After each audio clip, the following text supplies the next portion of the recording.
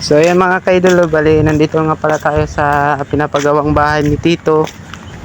What? Bro, what are you talking about, man? Yan. So may swimming pool nga pala yan mga kaidolo. Nandun yung swimming pool niyan. Yan. So, chinecheck lang namin. Chinecheck lang namin mga kaidolo kung natapos na ba. So, probably kung ano naman natapos naman. So, may mga maliliit na ano na lang, ayos-ayusin dito sa bahay. So, yan.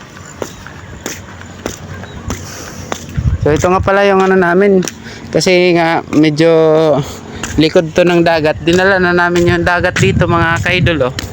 Yan. Oh my God! Wow! Balito na yung dagat namin mga kaidolo. May mga isda na rin dyan. Nagbuhay-buhay na rin kami dyan ng isda. So ito si Mrs. Tinur ko muna siya sa bahay ni Tito, kaya kuhaan. Mahal, anong masasabi mo sa bahay ni Tito? Ang ganda! Ganda.